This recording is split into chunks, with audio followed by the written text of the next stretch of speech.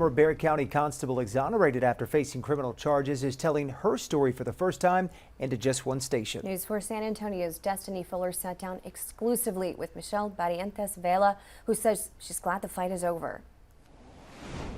After years in the public eye, former Bexar County Constable Michelle Barrientes Vela says she feels ready to share her story, saying she and her family have lived a nightmare since 2019. It's important that people know the truth, that they get to hear from me, you know, what I actually went through. Barrientes Vela says law enforcement was her childhood dream, and when she was elected as Precinct 2 Constable back in 2016, that dream came true. I finally made it happen, and so here I was, the elected constable, and it was a rough ride. But here I was in this position, and I wasn't being respected.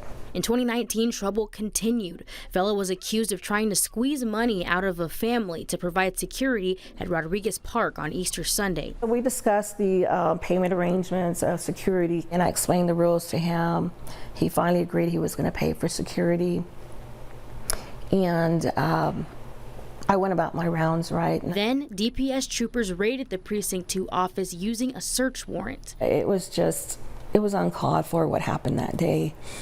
I believe that it was just a publicity stunt. I believe it was an attention getter. Even then, she said she felt stuck in a system already working against her. We're fighting against the good old boy system. We're fighting against corruption. She was indicted in May of 2021, charged with tampering with evidence, aggravated perjury, and official oppression, and found guilty in September of 2022. She's maintained her innocence this entire time. I want to ask, for the record, did you do any of the things that you were accused of? Right. No, I did not. No.